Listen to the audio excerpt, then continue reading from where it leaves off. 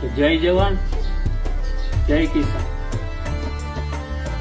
તો મિત્રો, આ ગિરનાર 4 મગફળી છે અને અત્યારે લગભગ 90 દિવસની થઈ ગઈ છે અને અત્યારે ગિરનાર 4 મગફળીમાં જે બગડવાનું પ્રમાણ વધ્યું છે। તો મિત્રો, આમાં ફોલિક એસિડ નામનું જે તત્વ છે એ સૌથી વધારે આવે છે। એના કારણે ગિરનાર 4 મગફળી અત્યારે બગડવાના ચાન્સીસ વધારે છે। તો આને બને એટલું પાણી ઓછું પાવું, જેથી કરીને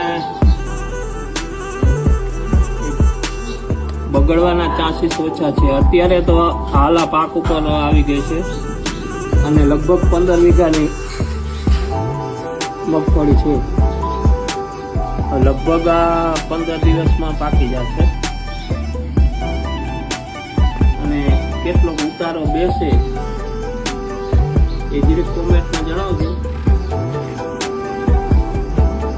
અને ગિરનાર 4 છે, આપણે તો હજી ક્યાંય બગાડ નથી, પણ લગભગ ખેડૂતોને બગાડની સમસ્યા છે। તો આમાં તેલની ટકાવારી પણ 20 નંબરથી ઘણી વધારે આવે છે। આમાં લગભગ 54% તેલ આવે છે।